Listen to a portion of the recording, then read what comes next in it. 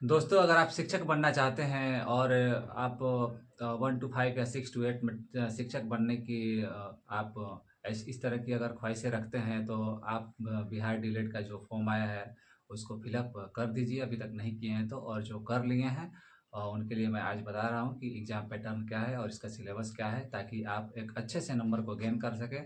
और आप सरकारी गवर्नमेंट कॉलेज में कैसे जाएंगे और कितना नंबर पे जाएंगे, किस तरह से आप रणनीति बना करके आप वहाँ तक जा सकते हैं, क्योंकि मैंने खुद किया है और मैं गया भी हूँ। सबसे पहला सेशन जो था 22-24 सेशन का, मैं स्टूडेंट रहा हूँ तो मैंने खुद किया है उसमें। तो आप सभी को मैं उसकी पूरी जो एक रणनीति है मैं बताऊँगा। और आपको बता दूँ कि 11 तारीख से ही फॉर्म भरना स्टार्ट हो गया है, और जो आप उसका लास्ट डेट है वो 22 तक है। तो आप सभी जा कर के फॉर्म को फिलअप कर दीजिए, और जो फॉर्म भर दिए हैं उनके लिए मैं इस रणनीति को बता रहा हूँ कि कैसे आप तैयारी करेंगे, क्या सिलेबस है, क्या एग्जाम पैटर्न है, तो इसे जानने का प्रयास करेंगे। तो आइए जुड़ते हैं और देखते हैं कि क्या रणनीति है। नमस्कार, प्रणाम, जय हिंद। मैं मनीष, आप सभी का स्वागत करता हूं आपके अपने यूट्यूब चैनल जो फिक्स अकेडमी में।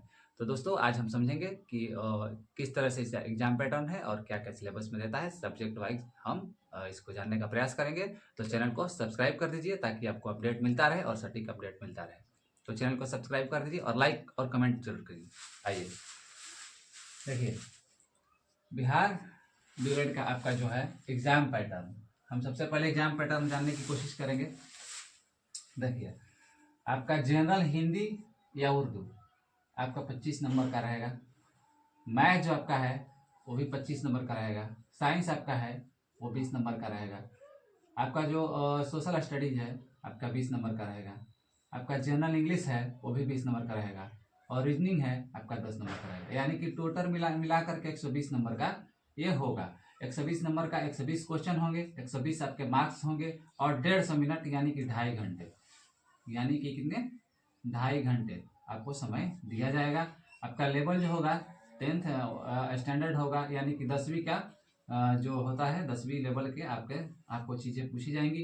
एग्जाम का जो टाइप होगा वो भी सीबीटी होगा, यानी कि कंप्यूटर बेस्ड टेस्ट होगा। कंप्यूटर बेस्ड टेस्ट होगा, तो इतना आप क्लियरली समझ जाइए। आइए देखते हैं कि हिंदी में क्या क्या पढ़ना है, इसको जानने का प्रयास करते हैं। तो देखिए, हिंदी में आपको संधि प्रकार सहित पढ़ना है। पहला आपको संधि पढ़ना है, उसके बाद आपको समास पढ़ना है, समास का रचना प्रकार ये सब आपको पढ़ना है। उसके बाद संक्षेपण, अनेक तरह के जो हैं संक्षेपण, अनेक तरह के गधावतन जो होता है उनके संक्षेपण से संबद्ध व्यास, ठीक है, इसको आपको पढ़ना है। उसके बाद है परिभाषिक एवं तकनीकी शब्द, परिभाषिक एवं तकनीकी शब्द आपको पढ़ना है। मुहावरा आपको पढ़ना है, लोकोक्तियाँ पढ़ना है, वाक्य आपको पढ़ना है, वाक्य शुद्धि, पदबंध, उसके बाद वाच्य, वाच्य के भेद प्रकार, उसके बाद साहित्य, उसके बाद शब्द शक्ति, व्यंजना, उसके बाद अलंकार, अर्था अलंकार, उपमा, रूपक, उत्प्रेक्षा, उसके बाद में विरोधाभास, ये सारी चीजें आपको पढ़ना है। अलंकार को आप विशेष फोकस करिएगा, क्योंकि अलंकार से बहुत ही क्वेश्चन आते हैं। उसके बाद एक छंद हो गया, छंद प्रमुख, वार्णिक छंद, काव्य, गुण, रस आदि, आपको रस से भी क्वेश्चन आते हैं। उसके बाद में आपको काव्य से भी क्वेश्चन, छंद से भी क्वेश्चन। अलंकार, छंद और रस, ये जो तीनों चीज है, अलंकार, छंद और रस, ये तीनों चीज, ये तीनों जो आपका है, ये तीनों से बहुत क्वेश्चन आते हैं। आप इसको अच्छी तरह से पढ़िएगा, क्योंकि ये जल्दी समझ में आता नहीं, आपको टाइम देना पड़ेगा। आपका इंग्लिश में है कि सीक्वेंस ऑफ टेंसेस, आपको टेंस के बारे में पढ़ना है। इन कनेक्टेड स्पीच, ठीक है। उसके बाद reported speech in extended text, ठीक है, ये आपको पढ़ना है। यूज ऑफ नॉन फाइनाइट आपको पढ़ना है। पैसिव वॉइस पढ़ना है, वॉइस से भी क्वेश्चन आपको आ सकते हैं। यानी कि जो एक जनरली होता है ग्रामर का एक लेवल, आपको 10th तक उसको आपको फॉलो करना है। उसके बाद है पंक्चुएशन हो गया, मार्क्स हो गया आपका, सेमी कॉलन, कॉलन और डैश हो गया, डैश हो गया, हाइफन हो गया। उसके बाद आपका ब्रैकेट, ब्रैकेट हो गया, आपको ब्रैकेट भी आपको पढ़ना है, मतलब जो चिन्ह होता है उसको भी पढ़ना है। और उसके बाद हो गया एंड एक्सक्लेमेशन मार्क्स, प्रीपोजिशन पढ़ना है। सिंथेसिस यूजिंग द कोहेंसिव डिवाइस, ये आपको पढ़ना है। फ्रेजेस आपको पढ़ना है। उसके बाद में आपको क्लॉजेस एंड कंडीशनल क्लॉजेस पढ़ना है। सब्जेक्ट वर्ब एग्रीमेंट, ये चीज़ें आपको इंग्लिश में पढ़नी है, इसका आपको ध्यान रखना है। ठीक है। मैथमेटिक्स में आए तो मैथमेटिक्स में आपको नंबर पैटर्न यानी कि जो नंबर सीरीज का होता है, अलजबरा पढ़ना है आपको, द्विघात समीकरण पढ़ना है आपको। उसके बाद बिजनेस मैथमेटिक्स यानी कि जैसे CI, SI, डिस्काउंट आप समझते होंगे, चक्रवृद्धि ब्याज हो गया, आपका साधारण ब्याज हो गया।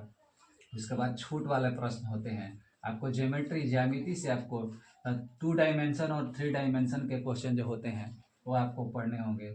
उसके बाद एरिया मेजरमेंट हो गया आपका। उसके बाद हो गया स्टैटिक्स हो गया। उसके बाद मिक्स में हो गया आपका ट्रिगोनोमेट्री हो गया, आपका त्रिकोणमिति से भी आपके क्वेश्चन आते हैं। तो जनरली जो आपके 10th लेवल के होते हैं, 10वीं लेवल के स्टैंडर्ड के जो मैथ होते हैं उसको आपको पढ़ना है, ठीक है। आपका सोशल साइंस आप आएंगे तो उसमें आपको हिस्ट्री से प्रश्न आएंगे, उसके बाद ज्योग्राफी से प्रश्न आएंगे, पॉलिटिकल है और सोशल है। तो इससे आपको क्वेश्चन आएंगे जो कि जनरली है कि फिजिक्स का क्या बोलते हैं, सॉरी, इतिहास, भूगोल, नागरिक आपको, और ये आपका समाज शास्त्र, इससे क्वेश्चन आपको आएंगे जो कि आपको 10वीं में पढ़ने के लिए मिलेगा। सबसे ज़्यादा साइंस जो है, इसका साइंस टफ रहता है। साइंस को आपको अच्छे तरह से पढ़ना होगा। कहाँ से पढ़ना होगा, कैसे, आपको बताऊंगा मैं। देखिए, प्लांट एंड एनिमल, ठीक है, रिप्रोडक्शन, और उसके बाद न्यूट्रिशन से पढ़ना है, लाइट से, हीट से, आप सब प्रकाश हो गया आपका, ये सब जो मतलब जितना भी ये चीज़ें दी हुई है आपको मैं बताऊंगा कहाँ से पढ़िएगा तो सारे चैप्टर आपको मिल जाएंगे और हूबहू प्रश्न आपको मिलेंगे। आप सभी वहीं से पढ़िएगा। हीट हो गया, वाष्पीकरण, ठोस, द्रव, गैस, प्राकृतिक संसाधन, वायु, जल, मृदा, प्रदूषण। प्रदूषण में पढ़ना है आपको। शायद आपको थोड़ा छोटा छोटा दिख रहा होगा इसलिए मैं इसको बोल के बता रहा हूँ, अच्छी तरह से आप सुनिएगा। उसके बाद तत्व यौगिक मिश्रण, तत्व यौगिक मिश्रण, अम्ल हो गया, क्षार हो गया, लवण हो गया, हमारा पर्यावरण, अनुवांशिकी और विकास, इलेक्ट्रिक सर्किट। उसके बाद हो गया फोर्स मोशन हो गया, आपका गति वाला हो गया, कार्य ऊर्जा, शक्ति, आर्किमिडीज का जो सिद्धांत हो गया आपको पढ़ना होगा। ध्वनि हो गया, जानवर हो गया, जानवर पौधों में विविधता यानी कि जानवर में और पौधों में क्या विविधता है उसको बताया जाएगा आपको। कोशिका हो गया, सेल हो गया, मानव शरीर हो गया आपको, पौधे और पशु। उसके बाद उत्तक हो गया आपको, टिश्यू हो गया। उसके बाद कार्य हो गया, कोशिका का क्या कार्य होता है। मानव शरीर के बारे में पढ़ना है यानी कि जितने भी मानव शरीर के पार्ट्स हैं, जैसे कि हार्ट हो गया, ब्रेन हो गया, आपको जितने भी हड्डी हो गए, उसके बाद जितने पार्ट्स होते हैं सारे आपको पढ़ने होंगे। आँख हो गया, आँख से भी बहुत सारे प्रश्न आते हैं। और पशु उत्तक के कार्य। उसके बाद हो गया जीवाणु, विषाणु, वेग और चुंबक, ठीक है। तो इतने चीज़ें आपको साइंस से पढ़ने होंगे। आपको कुछ नहीं करना है। साइंस पढ़ने के लिए आपको 9th का और 10th का आपको एनसीईआरटी और एससीईआरटी, एनसीईआरटी और एससीईआरटी जो कि बिहार का और गवर्नमेंट यानी कि केंद्र, तो आपको एनसीईआरटी और एससीईआरटी बुक को फॉलो करना है। उसी से सारे प्रश्न ये बनाए जाते हैं, ये सारे प्रश्न उसी से आएंगे। आपको रीजनिंग है तो रीजनिंग में आपको जो है सिलोगिज्म हो गया, एनालिटिकल रीजनिंग हो गया, उसके बाद श्रृंखला हो गया, कोडिंग डिकोडिंग हो गया, रैंकिंग हो गया, रैंकिंग एंड टाइम हो गया, सीक्वेंस हो गया, सीक्वेंस टेस्ट हो गया। उसके बाद नंबर हो गया, नंबर सिस्टम वाला देता है नंबर जो आपका होता है। उसके बाद हो गया कथन निष्कर्ष हो गया, कथन निष्कर्ष से भी क्वेश्चन आते हैं। कथन निष्कर्ष में 2 प्रकार के क्वेश्चन बनते हैं, आप सभी पढ़िएगा उसको। उसके बाद लॉजिक वेव हो गया, डायग्राम, डायग्राम से क्वेश्चन आते हैं। वेन डायग्राम आपने देखा होगा कि वेन डायग्राम को आपको बनाने के लिए आता है। अर्थमेटिकल हो गया, अर्थमेटिकल रीजनिंग। उसके बाद दिशा का बोध हो गया, आपको जो डायरेक्शन का होता है घुमा करके उससे प्रश्न बनेंगे। ब्लड रिलेशन से हो गया कि उसके माता के पिता के भाई कौन लगते हैं। उसके बाद समानता हो गया। उसके बाद हो गया वर्गीकरण। ये इतने जो क्वेश्चन हैं आपको रीजनिंग से आते हैं, रीजनिंग से आते हैं।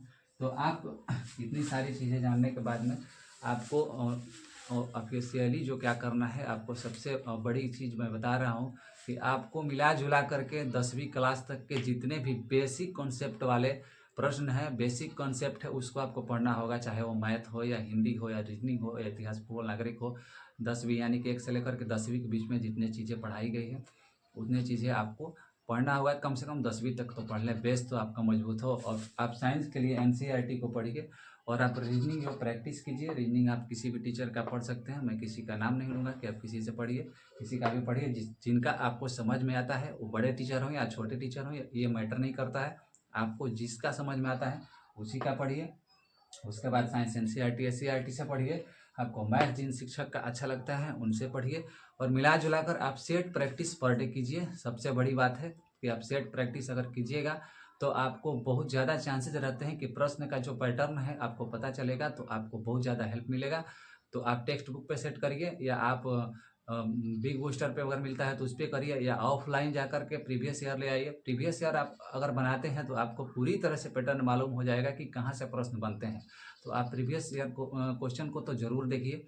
आप जा कर के नेट पे भी आपको मिल सकता है या बाज़ार से भी आप ले लीजिए और लेकर के पूरी अच्छी तरह से तैयारी कीजिए। यानी कि आप समझ जाइए कि अब इस बार जो है कॉम्पिटिशन और हाई होने वाला है, क्योंकि बहुत सारे लोग बिहार में शिक्षक बनने के लिए मतलब जो है आगे चल दिए हैं, निकल चुके हैं कि हमें शिक्षक बनना है, इसकी राह पे निकल चुके हैं।